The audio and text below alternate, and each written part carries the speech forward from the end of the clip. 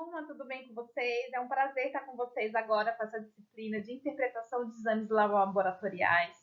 Nessa disciplina, é uma disciplina de 60 horas, onde nós vamos aprender a interpretar exames de rotina.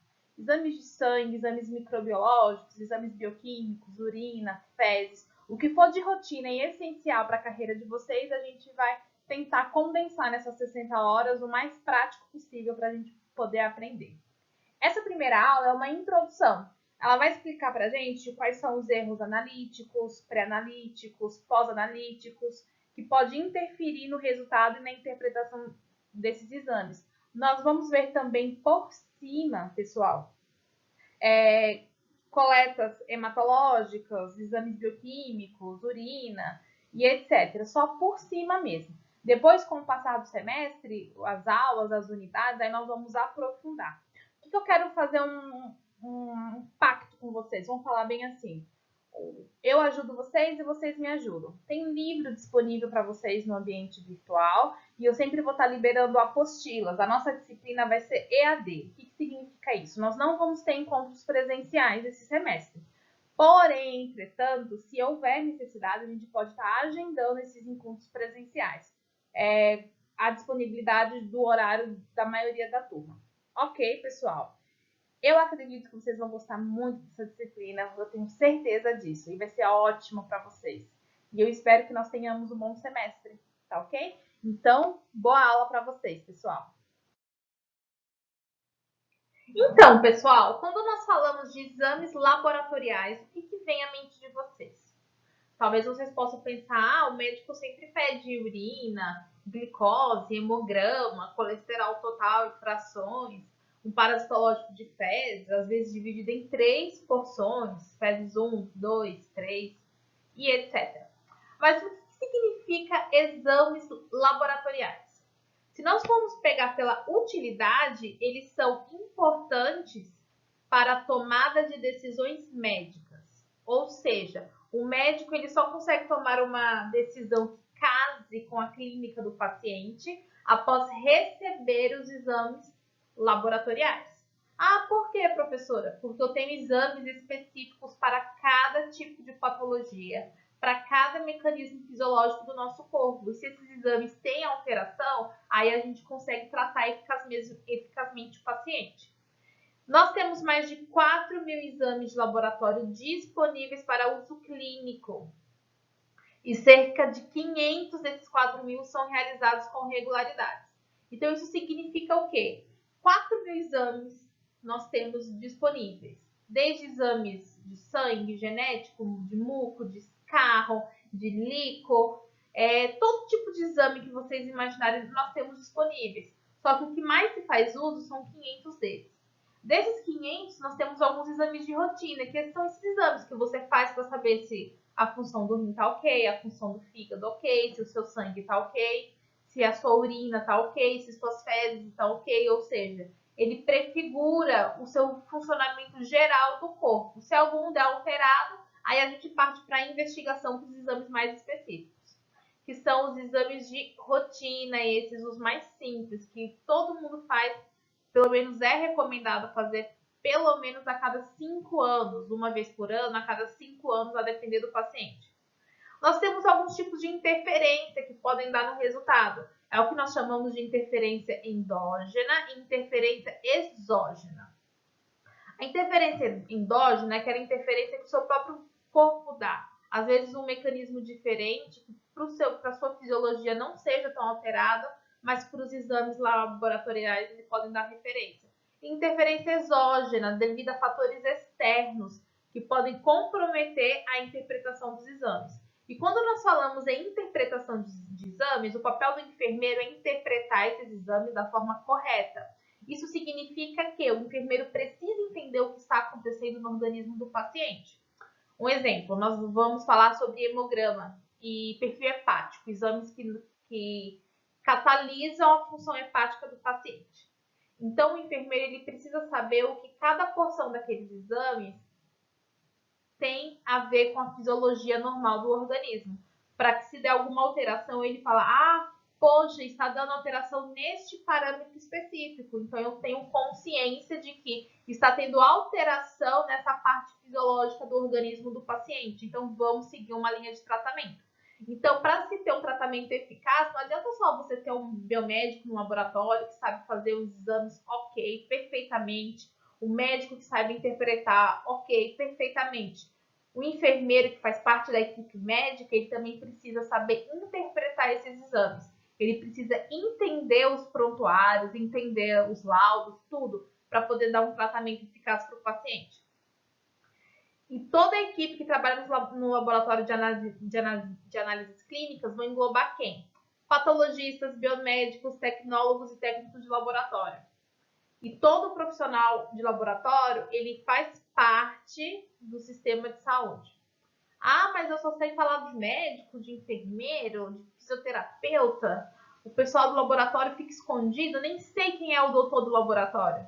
Mas tenha sempre em mente de que você precisa ter uma boa relação com o pessoal do laboratório precisa ter uma boa relação com vocês, porque vocês trabalham juntos.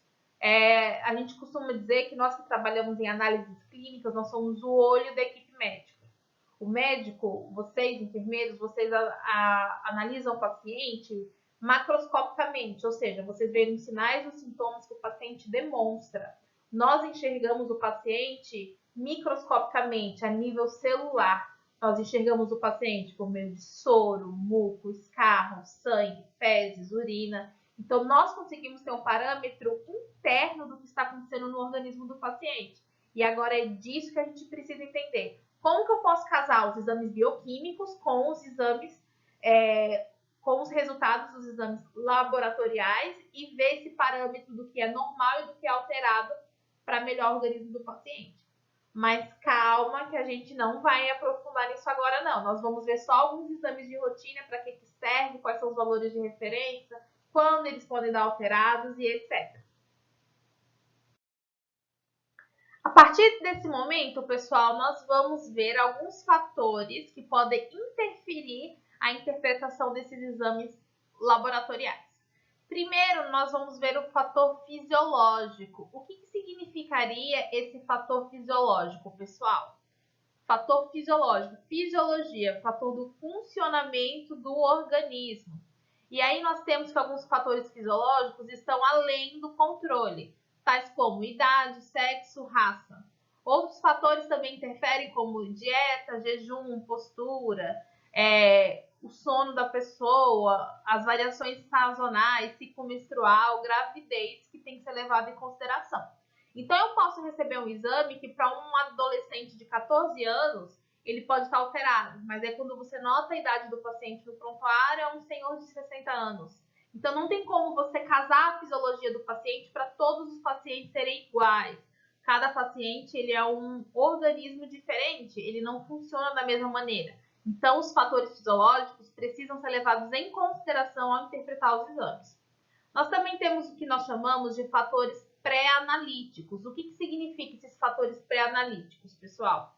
Esses fatores pré-analíticos, eles significam a manipulação das amostras, que vão dar alguns fatores interferentes. Por exemplo, será que você colheu uma amostra da maneira correta? Era uma amostra que precisaria de anticoagulante? Você adicionou o anticoagulante certo para a coleta de amostra?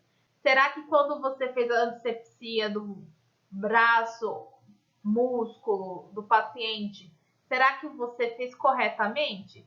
Porque qualquer alteração, qualquer erro nesses fatores pré-analíticos, que são fatores antes, que antecedem as análises, podem interferir no resultado final dos exames.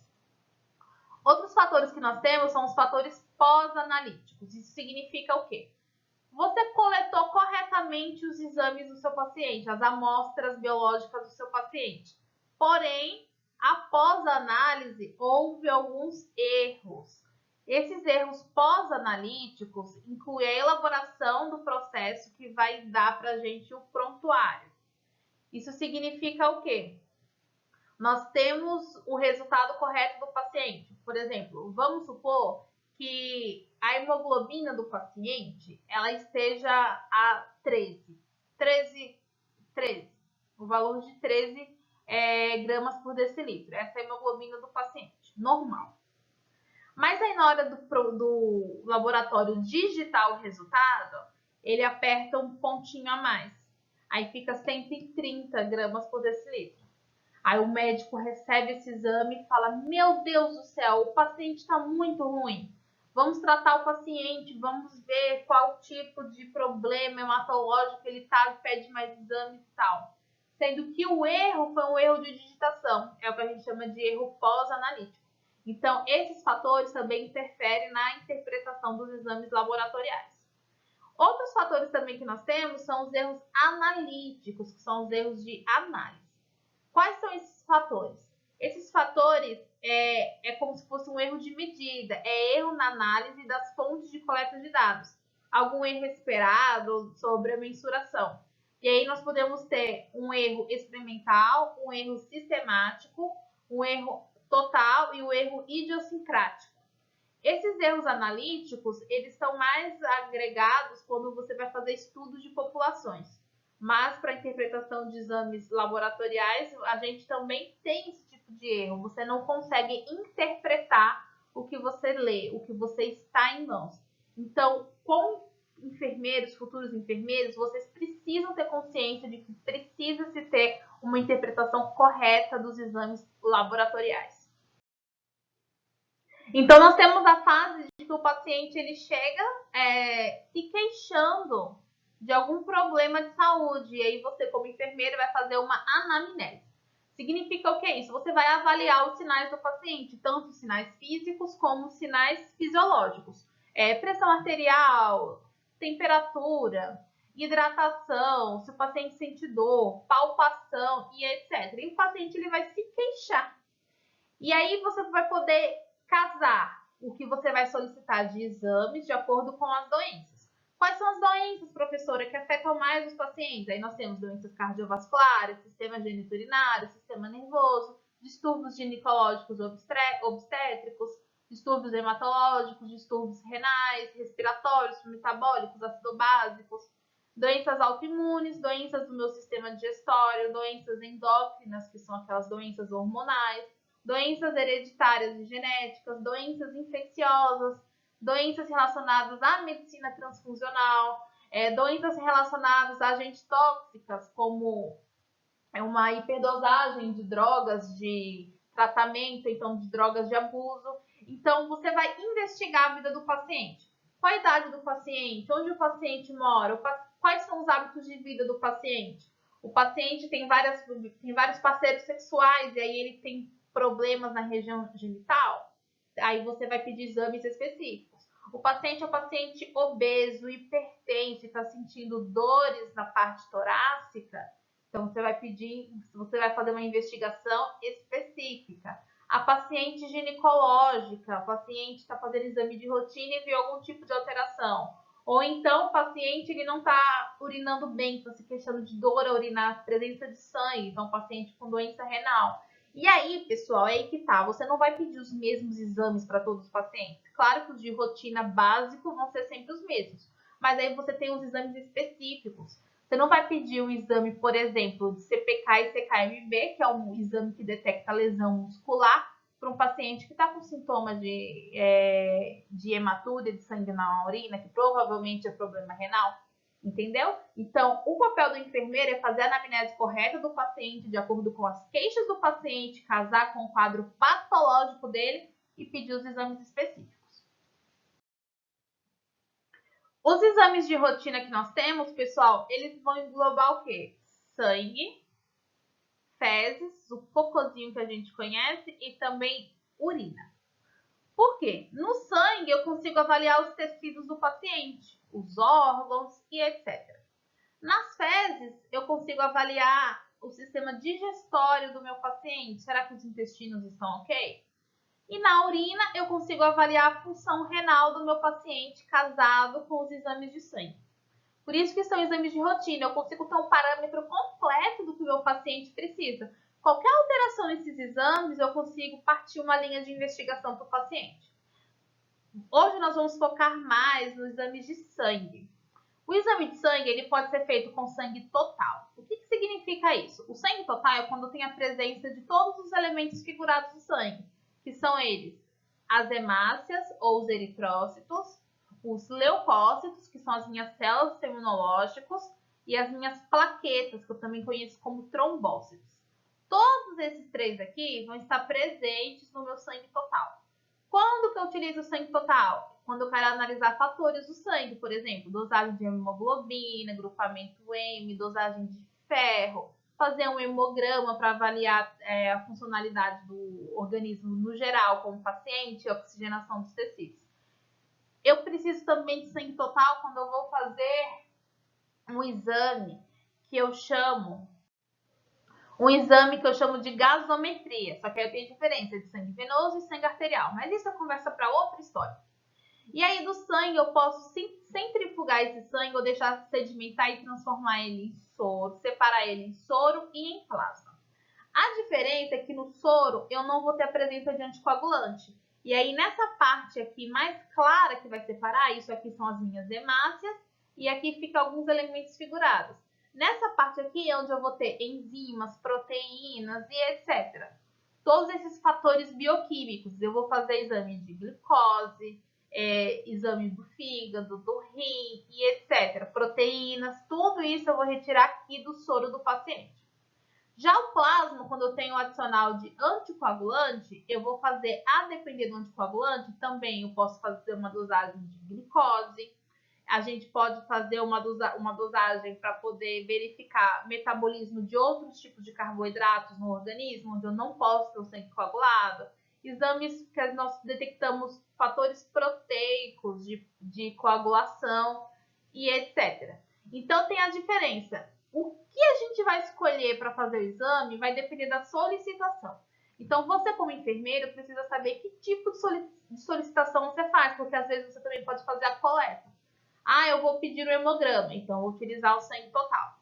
Eu vou pedir um perfil hepático, um perfil lipídico do paciente, então eu vou utilizar o meu sangue separado com soro.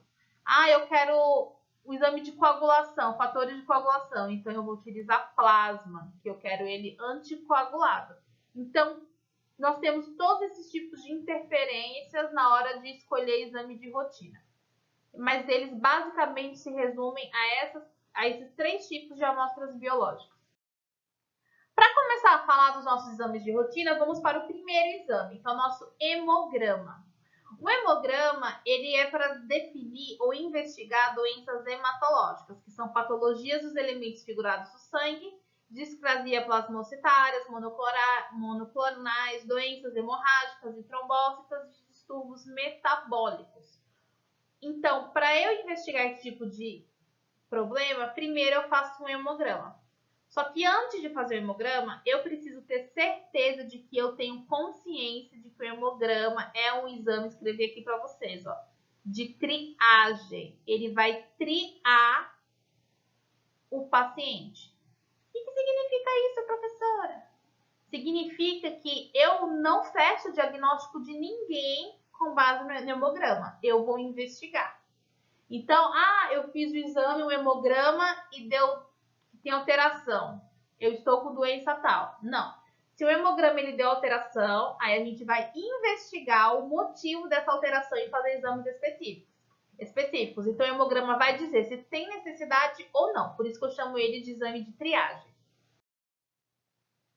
E aí, para fazer o nosso hemograma, nós vamos ter que solicitar ou prestar atenção em alguns tipos de detalhes. Por exemplo, eu utilizo sangue total anticoagulado com EDTA. Por que eu preciso de anticoagulante EDTA? Porque eles preservam as hemácias do meu sangue. As minhas hemácias, elas têm um tempo de vida de 120 dias no organismo. Elas vivem 120 dias, depois elas são degradadas pelo baço no organismo. Então, eu preciso saber qual é o tipo de anticoagulante que eu preciso. Eles também preservam as células do meu sistema imunológico, então eu consigo analisar também os meus leucócitos com esse anticoagulante. Nós precisamos ter em mente que é uma coleta venosa periférica, ou seja, nós utilizamos as veias dos meus braços para poder fazer a coleta. Professor, o paciente é ruim de veia, não consigo encontrar veia no braço do paciente. Então vamos para outros tipos de veia de vasos periféricos, mão, pé, cabeça, pescoço, costas, onde nós encontrarmos veia do paciente, essa coleta vai ser realizada, pessoal. Não tem essa, eu só coleto no braço, só faço punção venosa no braço do paciente. Não, nós fazemos punção venosa onde nós encontramos veia. Às vezes o paciente está desidratado, hipotenso, nós não conseguimos ver uma veia aparente. Paciente idoso desidratado é muito comum, recém-nascido também. Então nós precisamos procurar. E aí o hemograma ele é dividido em 3 parâmetros. O parâmetro eritrocitário, que nós vamos analisar as hemácias, o parâmetro leucocitário, que nós analisamos as células do sistema imunológico, e o parâmetro plaquetário, que nós analisamos as plaquetas e vemos se tem necessidade ou problemas com os fatores de coagulação. E o hemograma, para lembrar mais uma vez, ele não é um exame de diagnóstico, ele é um exame de triagem. Hemograma não fecha diagnóstico. Para isso ficar bem claro para a gente que ele é somente um exame de triagem. E aí que nós já vimos que o hemograma ele é dividido em 3 partes, eritrograma, leucograma e plaquetograma. Então nós vamos entender como que funciona essas partes. Bom, primeiro, o eritrograma ele vai investigar os eritrócitos ou as hemácias do paciente. As hemácias são células sanguíneas, bicôncavas, anucleadas, ovais. O que dá a coloração vermelha da minha hemácia é a presença de hemoglobina, porque dentro da hemoglobina eu tenho ferro. E é o ferro que vai se ligar às moléculas de oxigênio e transportar oxigênio para os tecidos. Por isso que eu tenho oxigenação. Então, pessoal, na minha hemoglobina, que está presente aqui nas minhas hemácias, eu vou fazer ela aqui de amarelo. Essas bolinhas amarelas aqui são as minhas hemoglobinas. Elas que vão dar coloração avermelhada. Ela é composta, a gente viu isso por alto em citologia, por um grupamento M e também ferro na estrutura. Aí o que acontece? Aqui na minha circulação, nas trocas gasosas, eu tenho presença de oxigênio. O oxigênio ele vai se ligar na hemoglobina, a hemoglobina vai para a circulação, nas hemácias, para os tecidos, para os órgãos e oxigenam os meus tecidos. Beleza. Isso é a função da minha hemácia, oxigenar tecidos. E aí, o meu hemograma, ele vai avaliar principalmente a relação hemoglobina-hemácia, e a gente faz essa análise. Primeiro, ele faz contagem dos eritrócitos, que são as minhas hemácias. Ele faz contagem em milhões. Aí o valor ele varia de 4 milhões a 5 milhões por metros cúbicos de amostra. A hemoglobina, a gente faz a contagem em 1 grama por decilitro, que varia entre 11,5 a 15 gramas por decilitro. Então, nós avaliamos a quantidade dela por grama no organismo. O hematócrito, ele vai dizer a porcentagem percentual, ele varia de 36% a 40%. Então, o hematócrito, ele é 1/3 da minha hemoglobina.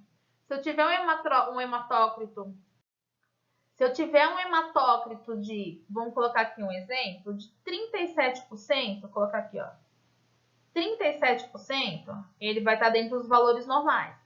Então, para eu saber o valor da hemoglobina, eu vou dividir os 37% por 3, que vai dar mais ou menos uns 12,5 o valor de hemoglobina. Então, o paciente ele está sendo bem oxigenado, então o paciente não tem anemia.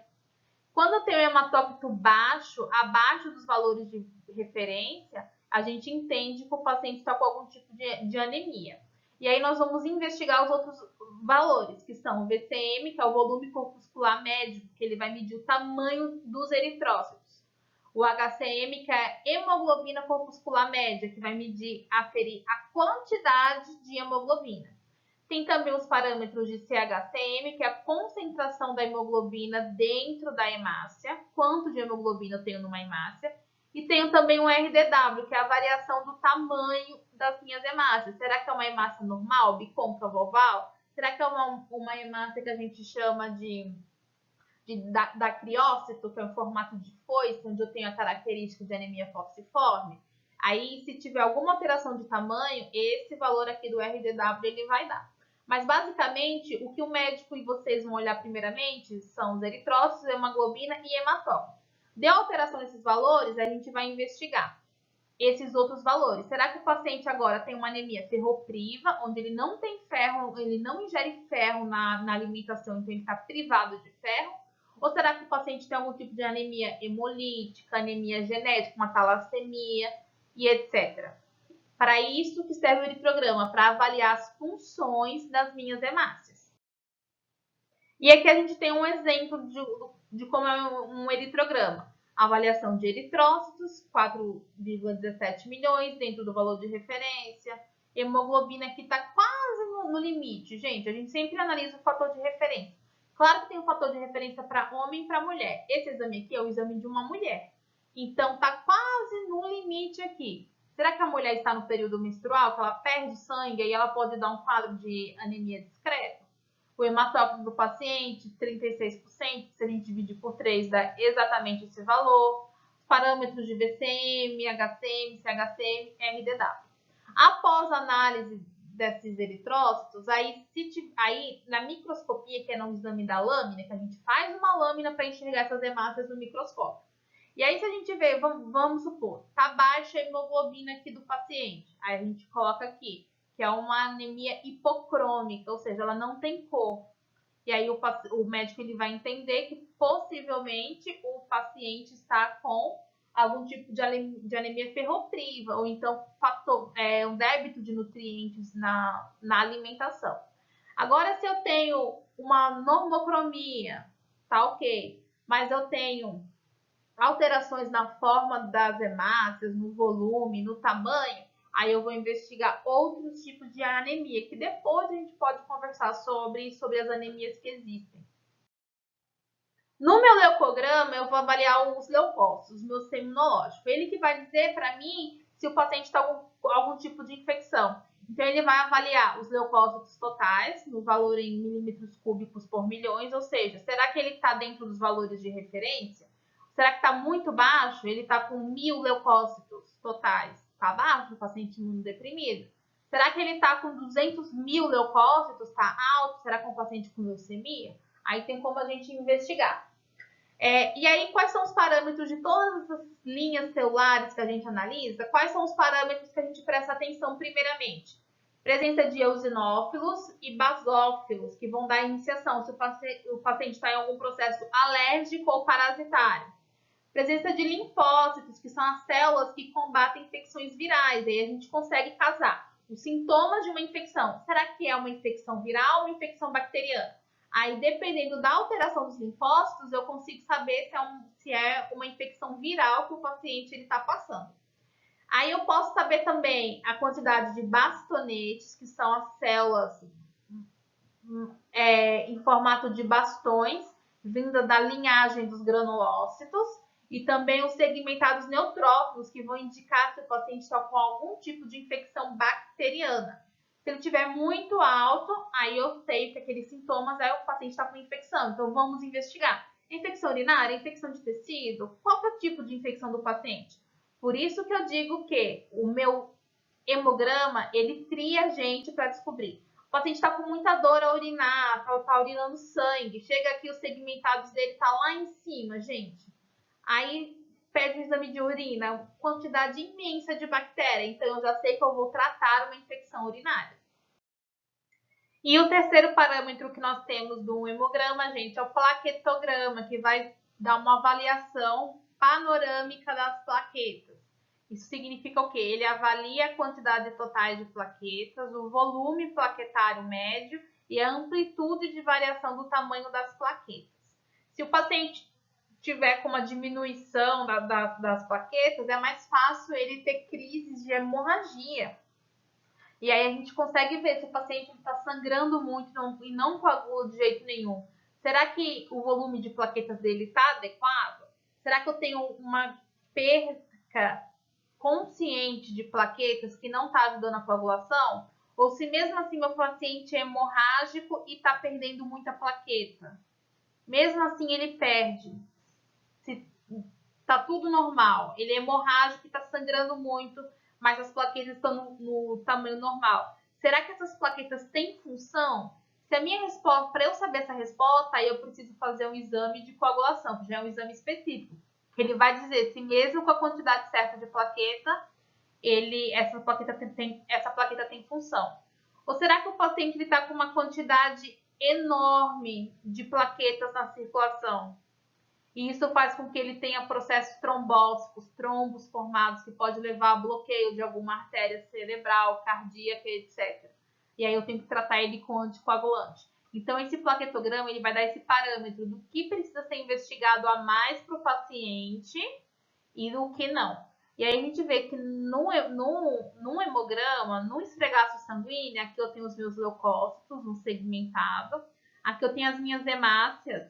A gente vê que essa parte branca aqui é a parte anucleada, que ela não tem núcleo. Quando nós vemos que ela tem um núcleo assim muito branco, essa parte central aqui muito branca, significa ausência de hemoglobina. E aqui eu digo que o paciente está com uma hipocromia. Aí eu vou ver e investigar qual é a causa. Será que é anemia à base de alimentação ou fatores genéticos?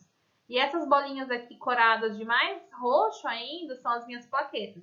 Lembrando que eu tenho uma célula que é o megacariócito, que sai da minha medula óssea. Essa célula ela é quebrada em vários fragmentos. Esses fragmentos são as minhas plaquetas. E aqui eu tenho um parâmetro do meu leucograma, que eu vejo leucócitos totais, 6 mil por milímetros cúbicos, está dentro do valor de referência. E aí eu quero saber se dentro desse valor de referência o paciente está com algum tipo de infecção. Aí eu vou aqui para os linfócitos, 44% dos linfócitos. Ok, está na metade. Aí eu vou para os meus segmentados. Os meus segmentados, eles estão a 50% aqui do valor de referência. Então, eu tenho 44% de linfócitos para infecções virais e 50% de neutrófilos para infecção bacteriana. Eu posso dizer que o paciente está com algum tipo de infecção? Não, porque está basicamente a mesma coisa, está na média. Então, está tudo normal. Se isso aqui tivesse muito baixo, vamos supor, 12%, 12%, e isso aqui tivesse a 90%, aí eu ia dizer que o paciente está com infecção bacteriana. Aí eu ia para essa parte aqui, ó, de bastonite. Se tivesse elevado, aí ia fechar meu quadro de infecção bacteriana. Ao contrário, também seria verdade. E também aqui a alteração das minhas plaquetas. Eu venho aqui, ó, 316 mil por milímetros cúbicos. Então, está dentro do valor de referência. E todos os outros parâmetros também estão ok. E aqui no hemograma vem a observação. Hemácias normocísticas normocrômicas, se tivesse alteração, ia estar a presença de hemácias macrocística, hipocrômica, ou então se eu tivesse alteração na minha linha leucocitária, desvio à direita, desvio à esquerda. Tudo isso aqui vai para as observações do biomédico que vai entregar o laudo do exame. E vocês, como enfermeiro, precisam saber interpretar essa parte do nosso exame mais importante de triagem de um organismo. E aí nós vamos para os exames bioquímicos, que vão avaliar toda a estrutura tecidual do nosso organismo. Bexiga, rins, estômago, coração, cérebro, tireoide, pulmão, fígado, intestino. Toda a parte anatômica, fisiológica de um organismo, os meus exames bioquímicos, eles dizem pra gente se está tudo ok. O material é o soro, ou seja, nós deixamos o sangue total coagular e centrifugamos e o sedimento dele é o soro, nós utilizamos. E aí nós vamos saber o quê? Nos exames de rotina, nós vamos avaliar basicamente função renal, função hepática, pancreática. Esses são os exames de rotina. Glicemia e perfil lipídico, como é que estão as gorduras do meu paciente, como é que estão os açúcares, os carboidratos do paciente. Nos exames de rotina são isso que nós vamos avaliar. Então vamos ver passo a passo quais são eles. Dos exames que vão avaliar minha função hepática, função do rim, nós vamos ter um conjunto deles, que eles vão analisar a função geral do fígado, das vias biliares e se tem alguma lesão hepatocelular, se as minhas células, os meus hepatócitos estão sofrendo lesão. Então, eu vou analisar o fígado como um todo. A coleta venosa, soro não hemolizado. O que significa isso, pessoal? Às vezes, quando a gente está coletando sangue, não tem muita pressão, a gente costuma mexer na seringa, isso pode hemolizar as hemácias, ou seja, quebrar elas, e aí eu tenho um soro sanguinolento, avermelhado, isso dá algum tipo de interferência. Lembra dos erros pré-analíticos que a gente falou? Então, o sangue não pode estar hemolizado. Quais são esses exames? Nós temos alanina transaminase, que eu vou chamar ela de ALT ou de TGP. Aspartato transaminase, que eu vou chamar de AST ou TGO. O meu TGO, gente, o meu aspartato transaminase, todos esses, tanto o TGP quanto o TGO, eles estão presentes em várias células, principalmente na minha musculatura. O meu TGO ele é mais presente no meu músculo cardíaco, então ele também serve como parâmetro para lesão de musculatura cardíaca. Mas eles também servem basicamente para lesão hepática. E aí eu vou ver, se o meu TGP estiver muito alto, aí eu sei que eu tenho uma lesão hepática. Se o meu TGP está normal e o meu TGO está muito alto, se não tem mais nenhum outro parâmetro hepático alterado, aí eu vou investigar a função muscular de outros tipos de tecidos, tá bom? Mas eles em conjunto, eles causam uma lesão hepática. Eu vou investigar também fosfatase alcalina, FAL, bilirrubina total, que vai avaliar essa parte aqui da minha vesícula biliar, que a bilirrubina é importante para a degradação de gordura, e também ele diz pra gente que nós estamos tendo algum tipo de hemólise internamente, no caso a nível tecidual.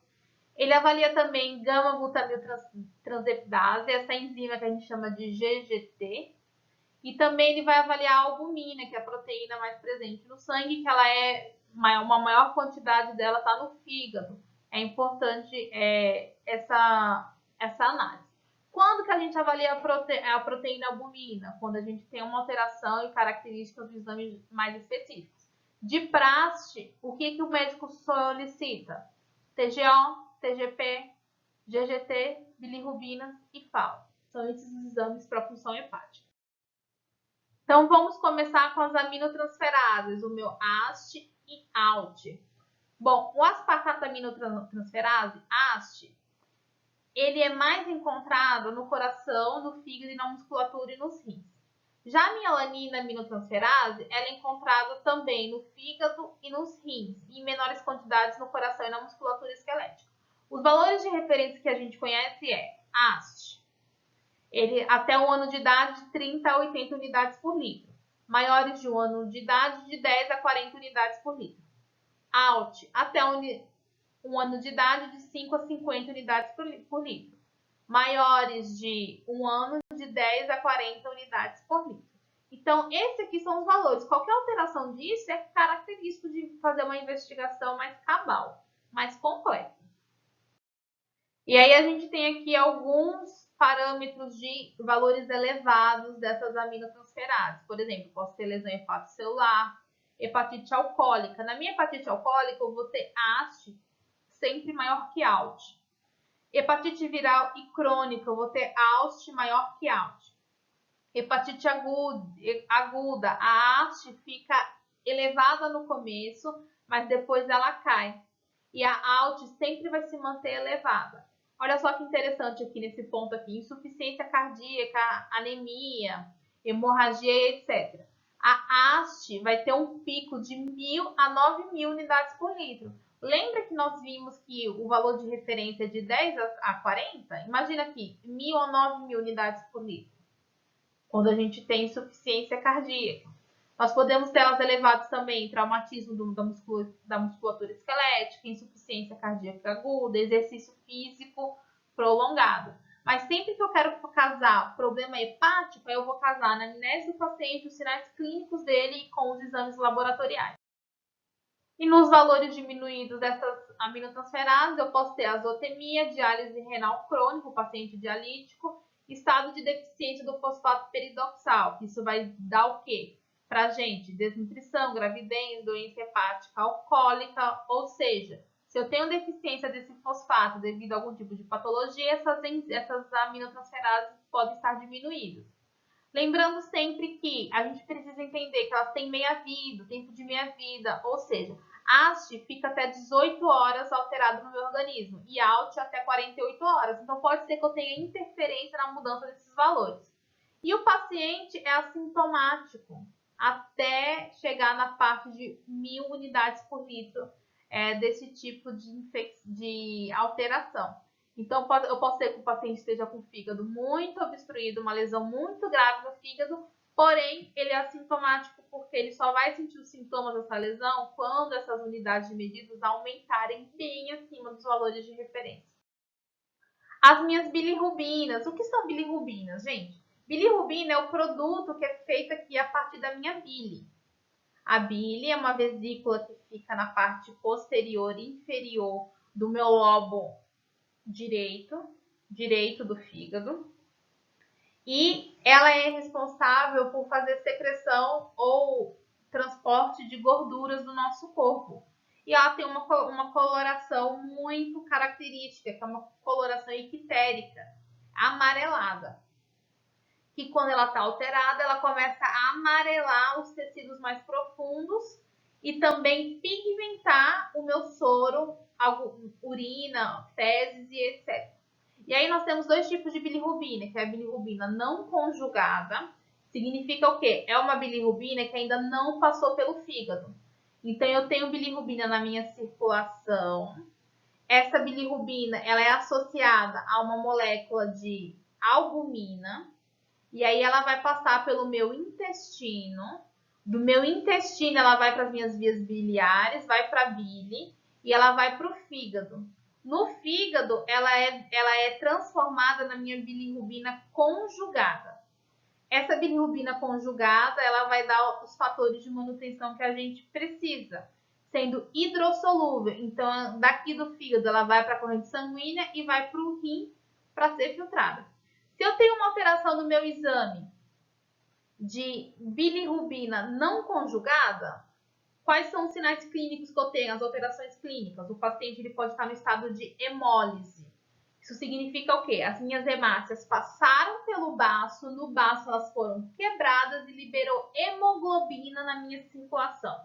Hemoglobina livre na minha circulação, ela não vai conseguir, eu vou ter excesso de grupamento M de ferro. E aí eu não vou conseguir conjugar a minha bilirrubina. Então, eu vou ter um problema hemolítico. Então, bilirrubina não conjugada, aumentada dos meus exames, eu tenho problemas hemolíticos. Quando eu tenho bilirrubina conjugada, alterada, aumentada, aí eu não tenho problema hemolítico, eu já tenho uma lesão hepática, um problema diretamente no meu órgão, no meu fígado. Então, é necessário que vocês, como enfermeiros, saibam o que cada parte desse produto está envolvido no organismo do paciente. Porque aí você consegue saber, a bilirrubina está alterada, mas as minhas enzimas hepáticas estão ok. Mas o meu hemograma tem uma hemoglobina muito baixa. E aí, o paciente está com anemia, está hipocrômico, bilirrubina não conjugada aumentada, então o paciente está no processo de hemólise. Vamos investigar o quê? O baço do paciente, os meus órgãos que fazem sequestração de hemácias. É para isso que servem os exames, para a gente identificar quais são as alterações no organismo do meu paciente. Nessa primeira figura aqui, pessoal, nós temos soros, 4 amostras de soros. Esse soro aqui que está mais turvo é um soro com gordura, lipêmico que a gente fala. Ou seja, o paciente não estava de jejum ou é um obeso muito elevado. Ele não consegue conjugar os lipídios, aí ele fica assim turvo, isso aqui é gordura. Nós temos aqui essa parte vermelha, que é o meu sangue hemolizado. A coloração interfere nos exames de cor, principalmente de bilirrubina. Esse sangue amarelado aqui é o meu sangue ictérico, paciente com bilirrubinas alteradas. E esse aqui transparente é o meu soro normal do paciente. A característica clínica do paciente com bilirrubina é exatamente essa icterícia, ou seja, esse amarelão nos meus tecidos. E os valores de referência estão aqui nessa tabela para gente. Nós temos que prestar atenção na idade. Pacientes recém-nascidos, 1, 2, 5 dias, eles têm alteração normal de bilirrubina, porque eles não conseguem fazer a conversão no meu intestino ainda. Tem muita hemácia fetal presente na circulação e etc. Mas a parte maiores de 4 meses, eles são muito baixos. Então, se eu tenho um adulto com hemoglobina, com bilirrubina total alterado, aí a gente já tem problemas hepáticos. E da bilirrubina direta, ela é mais baixa ainda, que é aquela bilirrubina que não vai estar conjugada, ou seja, eu não posso ter ela aumentada na minha circulação de jeito nenhum. Qualquer alteração, problemas com sequestração de hemácias. Provas enzimáticas que nós temos fosfatase alcalina e 5-nucleotidases. São algumas enzimas que elas vão fazer o quê? Elas vão catalisar a hidrólise em grande número de fosfatos orgânicos e pH alcalino. E elas vão dar para a gente um parâmetro de diagnóstico de doenças hepáticas e presença de doença colestática. Olha só que interessante. Às vezes, pessoal, eu tenho essas enzimas super alteradas na minha circulação, mas o meu TGO e o meu TGP está normal, está dentro dos valores. E aí eu consigo dizer se o paciente está com uma doença hepática ou se ele só está com doença colestática. E aí tem como a gente fazer essa investigação. A elevação sempre vai dar uma gama de uma doença hepatobiliar, não só o fígado, mas também com a bile alterada. E aí eu tenho também o GGT, que é glutamil transeptidase, que ele vai dar elevado nas doenças hepáticas, tanto do trato biliar, como também do meu pâncreas. E casado, é sempre um casamento, gente. Eu nunca vou pedir uma FAO isolada e vou fechar diagnóstico com ela isolada, uma investigação com ela isolada. Eu sempre peço FAO e GGT associado, porque a alteração delas eu vou ter uma ideia do grau de lesão hepatobiliar ou hepática que eu posso ter no paciente. E associado também a AST e a ALT, aí eu posso fechar um caso de cirrose, seja alcoólica, medicamentosa, um caso de hepatite e etc. Então, saber onde cada uma atua e as alterações é de importância demais e é obrigação nossa, como profissional de saúde, enfermeiros, a gente ter essas ideias. E aqui os parâmetros. Nesses parâmetros, nós vamos ver aqui, esse ALP aqui, gente, é a mesma coisa de fosfatase alcalina, tá? Vou colocar aqui na frente, FAO.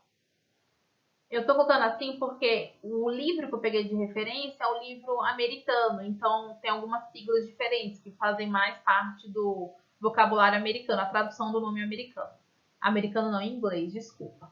E aí, pessoal, nós vamos ter o parâmetro. Nesse parâmetro aqui, nós vamos avaliar o FAO e o GGT. Esses outros aqui, eles são pedidos mais em exames de rotina, em exames mais específicos. Então, vamos aqui. Quando eu tenho obstrução biliar, os dois vão estar elevados. Quando o meu paciente está grávido, somente o FAO vai estar elevado. Eu tenho produção a mais de fosfato, então ele vai estar elevado. O GGT ele está normal. E na infância ou doença óssea, que eu também tenho presença, principalmente de fosfatase, eu vou ter o FAO elevado, mais o meu GGT normal. Então, as alterações, deu qualquer alteração, aí eu vou investigar os outros exames e casar a clínica do paciente para a gente conseguir fechar o diagnóstico. Perfil lipídico, gente. Perfil lipídico. O que é o perfil lipídico? Ele vai casar os níveis de colesterol no meu organismo. E aí eu tenho alguns tipos de colesterol. Nós vamos começar pelo HDL. HDL é uma sigla em inglês que o H ele vai dar a ideia da palavra height. Não sei se vai dar para escrever. Que significa alto. Ou seja, ele é uma lipoproteína de alta densidade. Então, ela é uma minha lipoproteína boa, é o meu colesterol bom. O que significa lipoproteína? O meu HDL é colesterol. Vamos tirar isso da cabeça de que HDL é colesterol. HDL é uma lipoproteína que carrega o colesterol. Ela é formada por colesterol, olha só que interessante, colesterol, proteína e fosfolipídio. Ela é formada disso. Então, o que vai acontecer? Ela vai ser produzida no fígado, que vai transportar o colesterol da corrente sanguínea e dos tecidos para o fígado. Então, eu tenho aqui, vamos supor que um vaso sanguíneo, a luz do vaso sanguíneo, cheio de colesterol. Aqui, vou colocar aqui amarelo. O meu HDL, vou fazer aqui uma molécula preta, ele vai chegar aqui, vai pegar essa molécula de colesterol e levar para o fígado. No fígado, esse colesterol vai ser metabolizado, aqui é a minha bile bonitinha, e aí a gente vai ter a degradação. Então, ela vai limpar os vasos sanguíneos e os tecidos, por isso que eu chamo ele de colesterol bom. Mas lembra que a HDL é lipoproteína, ela transporta colesterol. Quais são os níveis desejados? Quanto maior, melhor. Quanto maior, eu tenho maior transporte de colesterol. Menor de 40 mg por decilitro, a gente tem risco de doença cardíaca, ou seja, eu tenho muito placa de gordura nos meus vasos sanguíneos. e pouco lipoproteína para transportar ela para ser quebrada, metabolizada. De 40 a 59 mg por decilitro, quanto mais alto, melhor. Maior que 60 mg por decilitro, eu vou ter o quê? Protetor contra doenças cardíacas, ou seja, eu tenho muita lipoproteína de transporte, então ela está limpando os meus vasos sanguíneos, os meus tecidos, então isso é ótimo. Então eu preciso entender esses parâmetros. Já o meu VLDL e o meu LDL, eles são considerados proteínas de baixa intensidade, ou seja, eles são chamados de colesterol ruim. Eles também são lipoproteínas, ou seja, eles carregam colesterol. Só que o que eles fazem, gente? O LDL é uma lipoproteína produzida no fígado e metabolizado pelas vias da VLDL. E ela vai transportar o colesterol do fígado, tecidos e corrente sanguínea para os tecidos periféricos. Então, eu tenho um caminho diferente do HDL. Eu tenho aqui o fígado catalisando, metabolizando as gorduras. Tá vendo aqui? O meu LDL, ele vai pegar essa gordura do fígado, passar pela corrente sanguínea, pegar mais gordura da corrente sanguínea e levar para os meus tecidos periféricos. Aí eu tenho a formação do acúmulo deles no meu organismo e aí eu posso ter doença cardíaca, placa de ateroma, bloqueio de passagem de sangue. Os valores de referência, pessoal, tem que estar sempre menor que 100 mg por decilitro, é o ideal. Quanto mais alto, maior o risco de problemas cardíacos, principalmente de infarto. E lembrando que o LDL é uma mensuração que eu faço pela equação de Friedel-Walsh. Eu faço uma equação com base no HDL e no triglicerídeos. E o VLDL é o que eu consigo mensurar na minha corrente sanguínea. Esse tipo de lipoproteína que carrega as gorduras, eu preciso ter sempre ela baixa no meu organismo. Então, você já sabe, pegou um exame de rotina que está lá, LDL baixo, HDL alto, paciente ok. Exame de rotina, HDL baixo, LDL alto, o paciente está com risco de problema cardíaco, fazer dieta, se precisar tomar medicação. Colesterol total. O colesterol é um esteroide transportado na corrente sanguínea como lipoproteína. E aí, o que vai acontecer? Para que é importante o colesterol, gente? Manutenção de membranas celulares, precursor de ácidos biliares e também de alguns hormônios.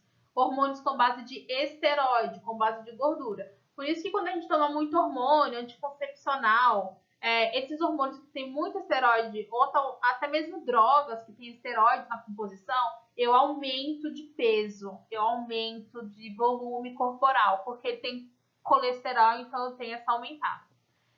Colesterol total aumentado, alto risco para doenças cardíacas, aterosclerose, que ele vai ser sempre solicitado com LDL, HDL e triglicéridos. E aí eu tenho valores de referência. Menor que 200 mg por decilitro é o menor risco de doenças coronarianas, que são as artérias que irrigam a minha musculatura cardíaca, a primeira circulação que a gente fala. Quando eu tenho ele maior que 240 mg por decilitro, o indivíduo corre mais de 2 vezes o risco de ter doença coronariana, ou seja, um infarto agudo do miocárdio. E os triglicéridos, aqui para a gente encerrar o nosso perfil lipídico, ele vai ser a nossa fonte de energia para o corpo, ele que fica depositado nos meus tecidos, armazenado no tecido adiposo, como glicerol, monoglicerídeos, ácidos graxos. Ou seja, gente, é ele que a gente luta para perder, para os outros, eles interferem na via interna, circulatória do meu organismo. O triglicérides, ele tá aparente, ele que mostra os pneuzinhos, as gordurinhas. Os valores que a gente quer, menos que 150 mg por decilitro é normal. Maior que 200, entre 200 a 400, maior que 500, muito alto. Risco, o paciente tem que fazer dieta, tratamento para poder emagrecer. Se for muito risco, muito alto, aí o médico pode entrar com medicação para poder ajudar na degradação desse tipo de gordura. Glicemia total. Quem nunca ouviu falar do exame de glicemia? Vou fazer um exame de glicemia, medir minha glicemia aqui. A glicemia, ela vai medir a quantidade de glicose na circulação. E a gente já está cansado de saber que glicose é um carboidrato, que ele faz parte da produção de energia. Então, ele é um carboidrato bom. Porém, ele pode ser uma molécula muito ácida, ela em grande quantidade, pode dar processos de acidose metabólica no nosso organismo. Então, ela precisa ser o que? Controlada. O material que ele é feito exame pode ser feito exame no soro e no plasma. Lembrando que quando for no plasma, o anticoagulante é o fluoreto de sódio, que ele vai bloquear as minhas hemácias de consumir glicose, aí eu não tenho alteração do exame. É a principal fonte de energia do corpo e é regulado pela insulina e pelo glucagon. Na parte bioquímica que vocês já viram, quando eu me alimento, e aí eu ingeri alimento. Esse alimento, ele vai ser degradado os carboidratos, glicose. E aí, pessoal, nesse alimento, o meu pâncreas vai inibir as minhas células alfa e estimular as células betas e vão liberar insulina. A insulina vai permitir que a glicose entre nas células do fígado, o fígado vai armazenar a glicose em glicogênio. Aí, depois de algum tempo, quando eu tenho baixa de glicose no meu organismo, eu vou ter uma diminuição das minhas células beta do pâncreas e um aumento das células alfas. Células alfas do pâncreas aumentaram, eu vou liberar glucagon. Glucagon liberado, ele vai estimular o meu fígado a liberar glicogênio. Glicogênio liberado vai fazer o metabolismo, o paciente não vai ficar com falta de energia e etc. A gente costuma dizer que o glucagon é o hormônio da fome. Ele diz que você precisa ingerir glicose depois. Entendendo o metabolismo de glicose e como que funcionam as vias metabólicas, nós entendemos também os valores de referência. É sempre lembrando que crianças têm valor de referência diferente. Maior que 1 ano, a gente já tem o valor de referência de 70 a 90 mg por decilitro. Isso quer dizer o quê? Que se tiver entre 70 e 99, o paciente é normal. Abaixo de 70, o paciente é hipoglicêmico, ele precisa ingerir glicose. Acima de 99 até 126, o paciente é considerado um paciente pré-diabético. Maior que 126, a gente tem um paciente diabético que vai investigar se foi um jejum que não foi feito corretamente para fazer o exame ou outros problemas que podem dar essa diabetes para o meu paciente. E temos também exames de praxe, exames de rotina para descobrir a função renal. O rim, como a gente sabe, uma das funções dele é depuração e filtração do sangue. Ele faz uma limpeza do nosso organismo, além de manutenção hormonal com a glândula suprarrenal, também manutenção da pressão arterial. Ele é um avaliador de insuficiência renal aguda ou crônica, lesão renal por distúrbios proteicos e também distúrbios do sistema urinário. Quais são os exames que a gente faz para avaliar a função renal? Creatinina, ureia, sumário de urina e um clearance de creatinina. Lembrando que o clearance de creatinina é um exame específico, baseado na minha urina de 24 horas. Não sei se vocês já ouviram falar nesse tipo de exame, a gente pode comentar depois em sala de aula. Esse aqui o médico vai pedir depois de alteração nesses outros exames, mas os básicos mesmo são esses. Vamos lembrar algumas etapas do rim? Nós temos a musculatura do rim, que é cheio de vasos sanguíneos, onde nós temos hilo renal, veia renal que entra o sangue. E nós temos também o quê? Os néfrons, os glomérulos e etc. Os glomérulos, gente, a gente tem que lembrar que os glomérulos, eles são a linha de filtração do rim. Ou seja, o nosso sangue passa pelos glomérulos e aí eu tenho uma taxa de que permite algumas proteínas passarem com peso molecular.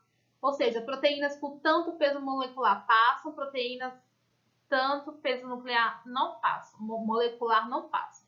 E aí o que acontece? Proteína, que são elementos grandes, eles ficam presos no meu glomérulo e aí eu não elimino proteína na minha urina.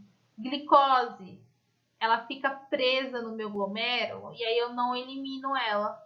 Quando eu tenho lesão glomerular, o meu glomérulo está lesionado, ele deixa passar proteína, glicose, hemácia e etc. E aí eu vou ver o resultado na minha urina. Eu vou ter presença de alguns elementos figurativos na minha urina que vão indicar lesão glomerular, ou seja, lesão renal. E aí a gente vai investigar os quadros de insuficiência renal. E também presença de creatinina, que é proteína. Muita creatinina na urina no exame sorológico, creatinina muito alta, ou seja, está passando proteína, então o meu glomérulo está lesionando. Por isso que nós precisamos entender bioquímica e fisiologia para poder interpretar exames laboratoriais, galera. A ureia ela vai ser proveniente de catabolismo de ácidos nucleicos e ela é tóxica para o meu organismo. Então, se eu tenho uma ureia muito alta, o meu paciente ele pode ter lesão neurológica. Os valores de referência para a ureia é de 7 a 23. Alguns serviços colocam até 30. Até 30 é normal. Maior que isso, o paciente está com problema renal, porque ele está excretando muita ureia. Ureia ela vai ser catabolizada em amônia e aí é tóxico para o meu sistema nervoso. Creatinina, ela é produto de proteína, de creatina. Então, o que vai acontecer? Ela é mais presente na minha musculatura. Então, quando eu tenho lesão ou então uma ingestão muito grande de proteína, eu vou ter uma carga elevada de proteína no meu rim, nos meus glomérulos. E aí eu vou ter lesão glomerular e no meu exame ela vai dar alterado. Olha só o tanto de creatinina que eu posso ter na minha circulação, gente. De 0,2 a 0,7 para homem até 0,9 para mulher. 1 mg de creatinina, 2, 5 é lesão renal. Está muito alterado, paciente com lesão renal proteica. E aí eu tenho que casar esses exames bioquímicos de função renal com o meu exame de urina. O exame de urina ele também vai ser um exame de triagem. Quais são os aspectos que são analisados? Cor, o aspecto da urina, a densidade, o pH, proteína, presença de proteína, presença de glicose, presença de corpos cetônicos, presença de bilirrubina. Lembra que a gente viu que a bilirrubina não é presente na minha urina? A não ser que ela esteja como conjugada no meu fígado. Então, se eu tenho presença, eu posso indicar também um problema hepático ou problema intestinal, já que é a bilirrubina que vai dar coloração para a minha urina e para as minhas fezes. Presença de sangue, hemoglobina livre, nitritos, ou seja, nitritos, bactérias, urobiligogênio, também problemas intestinais. Esterase leucocitária, ou seja, leucócitos presentes na minha urina, nessa fita aqui bioquímica que a gente vai ver as alterações por cor de todos esses parâmetros, vai indicar um quadro de infecção bacteriana. Leucócitos presentes, hemata, cilindros hialinos vão dar presença o quê? De problema renal proteico, uma carga enorme de proteínas, eu posso visualizar cilindros hialínicos. E também bactérias, que vai dar o quadro de infecção urinária. O exame de urina é feito com a primeira urina do dia, que vai despejar o primeiro jato, que foi recorrente da noite anterior, e vai pegar o segundo jato para fazer esse exame. Se eu tenho uma creatinina aumentada, uma ureia aumentada, eu vou indicar que o paciente está com lesão renal, ok? E aí eu pego o meu exame de urina. Chega aqui, a cor está amarelada, paciente desidratado. Um pH está ácido, pH de 5, de 4. Presença de proteína, 3 cruzes aqui de proteína, ou seja, tem proteína na minha urina. E aí eu venho para cá, cilindro hialino, presença. Então eu confirmo com o meu exame de urina que o paciente está com problema renal. Se for muito alto o nível de ureia, 200 mg por decilitro de ureia, 4 cruzes de cilindro hialino e proteína na urina, o médico ele já vai entrar com o protocolo de diálise para o paciente. E aqui eu trouxe pra gente a diferença de coloração de urina. Por que é importante, pessoal, nós sabemos a coloração da urina? Nós temos aqui uma urina amarelada, só que esse tom de amarelo aqui, ele é mais para o quitérico, quando já tem um problema intestinal ou hepático. Mas até aqui, gente, até amarelo ouro, nós temos os níveis. O desejado é entre esses níveis aqui, ó, esses 3 tons de amarelo aqui. Aí a gente diz no laudo, é uma urina que ela vai estar com aspecto amarelo ouro, amarelo cítrico, etc.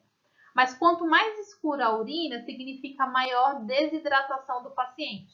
Então, se a sua urina estiver muito escura, muito amarelo escuro, você possivelmente está desidratado. Quanto mais claro, mais hidratado. Porém, tem que ser feito com cuidado, porque às vezes eu tenho um paciente internado, paciente leito de UTI. A bolsa coletora de urina está bem clarinha, bem transparente, mas o paciente ele não acorda, então ele está urinando muito. E se o paciente está liberando muito líquido, ele está fazendo talvez uso de de medicação para poder urinar e etc. Então o paciente está perdendo também ai meu Deus, não vai sair. Eletrólitos, principalmente o sódio, que é importante para as minhas sinapses. E aí eu tenho que tomar cuidado. Por isso que o importante é você se hidratar bem, urinar adequadamente, mas sempre manter um aspecto saudável da sua urina. Essa foi nossa aula, pessoal. Eu espero que vocês tenham gostado e não tenham se assustado. É só uma pequena introdução. Nós vamos ter tempo para poder estudar cada fator, cada exame bem detalhadamente. Mas eu tenho certeza que vocês já perceberam que a gente vai se apegar muito esse semestre a bioquímica, anatomia e fisiologia. Então, se vocês ainda têm dúvidas, se vocês não ainda têm deficiência nessas disciplinas, eu recomendo que vocês peguem os livros de bioquímica, fisiologia, anatomia para dar uma revisada, mas eu sempre vou liberar o material com o capítulo, o livro que vocês podem estar usando para auxiliar o estudo de vocês. Mas nós precisamos ficar bem apegados à bioquímica, fisiologia e anatomia nessa disciplina, tá bom? Mas não se desesperem, nós vamos ter tempo para trabalhar tudo com calma. Qualquer coisa, mandem mensagem no AVA, e-mail, eu estou sempre disponível para vocês, viu? Uma boa aula para vocês e um bom semestre. Tchauzinho!